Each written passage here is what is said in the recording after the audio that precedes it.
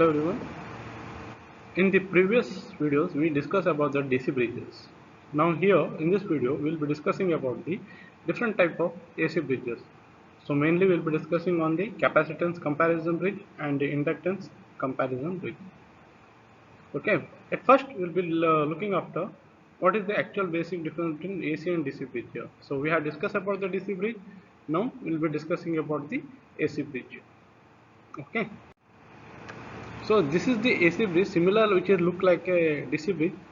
The main differences will be there we use as a DC source. Here we'll be using as a AC source here. This is the symbol for the AC source here. And previously we had the R in all the four arms. But here we'll be main considering as the Z.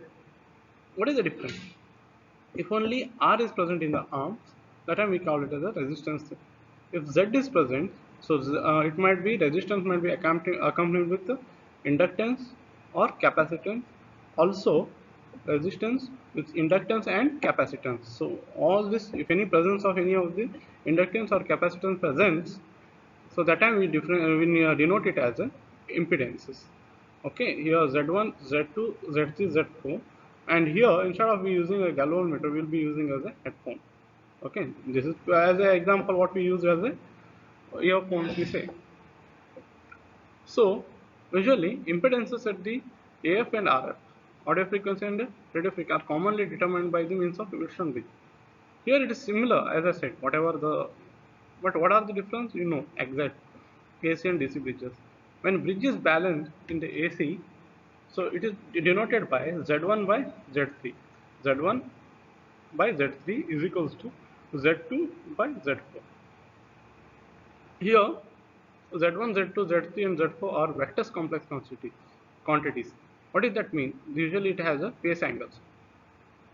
Phase angles means when we have to consider or we have to make a bridge balance, so that time we have to consider the angle plus magnitude of it. So what we have to do here when you're balancing the AC bridge, we have to consider for balancing both the reactance part and the resistive part. What is that resistance part? Resistance part is R. Reactant parts is nothing but inductance or capacitance. Okay, we'll now look into the capacitance bridge. Here in the capacitance comparison bridge, so you can see the circuit here. Okay, here R1 and R2 are resistive and they both are connected to the source there. So this is what we called the earlier discussion. This is the ratio arms. Okay, then the capacitance C3 is connected to the R3 here. This is R3 is like a added variable resistance to needed to balance the bridge if in case it is not balancing. Okay, what is this importance of this R3? We'll discuss at the end of this topic.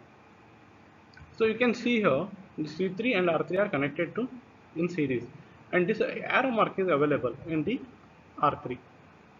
R1 and R3 are variable resistance. The arrow symbols represents that they are variable resistance, and this Cx is the unknown resistance in series with Rx. This usually Rx is nothing but a small leakage resistance of a capacitor. Usually here unknown capacitor is compared with the standard values of C3, that's a standard capacitor. How we need to obtain this one? Z1 is equals to R1, Z2 is equals to R2, Z3 is equal to R3 in series with C3, that is equals to represented by R3 minus J divided by omega C3. Rx in series with Cx is equals to Rx minus J omega by J divided by omega Cx. By the balance equation, we know Z1 into Zx is equals to Z2 into Z3. So substitute this values there. Z1 is equals to R1, Zx is equals to Rx minus J divided by omega Cx is equals to R2, Z2 is equals to R2 there. Z3 is equals to R3 minus J divided by omega C3. So multiply and get this equation. Okay, then we have to separate the imaginary and the real parts. So when you take it as a real part, we have R1 into Rx is equals to R2 into R3. Therefore Rx is the unknown we need to find, that is equals to R2 divided by R2 into R3 divided by R1, and this we need to find it first because we need to require it in the imaginary part. In the imaginary part, R1 divided by omega Cx is equals to R2 divided by omega C3. So this is the left hand side, this is the right hand side, here also left hand side and the right hand side. So what is the unknown? Omega omega get cancelled, Cx is equals to C3 into R1 divided by R2.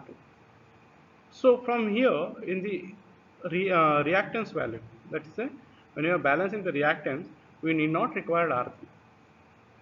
So this is what we call as the absolute. We can eliminate this thing, but some of the circuits we require the thing, but usually some circuit we don't require the R3 part here.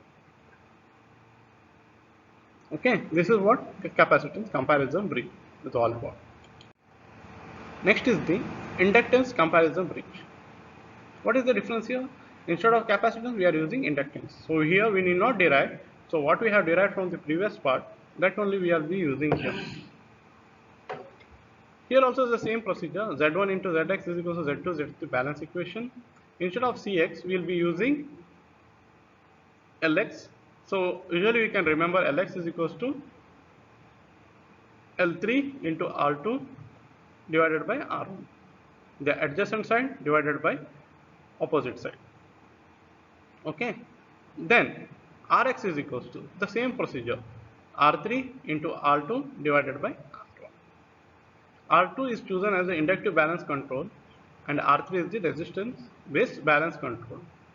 So R2, what it is doing, it is control balancing the inductive, whole inductive circuit is balanced by this R2 part, and R3 is the balancing the resistance balancing control. So this is we call as a variable resistance, hence we are using here variable. So usually what we can do, we can have obtain the balance by varying the L3 and R3. L3 and R3. So by this value we can vary and have a stable value, and that values has been compared. So one condition we can see here, Q of a unknown resistance. The Q is nothing but the quality factor of a unknown is always should be greater than the standard. This is the standard value. This is so variable resistance is placed in series with the unknown resistance to obtain the balance there. So this is how sometimes you require it to be keep it as a variable resistance. If unknown inductance has a high Q, it is permissible to vary the resistance ratio when a standard variable inductor is not available. So if you don't have a standard inductor or some kind of other values, we can avoid those things. Okay. So what are the main parts here? R2 and R3. With these two values, we can control all the whole network. But and the factor we need to consider here is the quality factor, and this quality of the unknown reactance part should be more than the standard one. That's it. Okay. Just a simple here. We need not worry too much about the derivation part here. The substitute all the capacitance, inductance here. We can solve more problems on that, and you can clear your doubts. Okay. And the capacitance inductance will be little kind of not complex. Just we need to know the balance equation, this inductive balance equation, resistive balance equation, and then you can utilize it for solving the equation. Thank you. And these are the references there. HS Kelsey Electronic Instrumentation Textbook, and the other two are the references there. Thank you.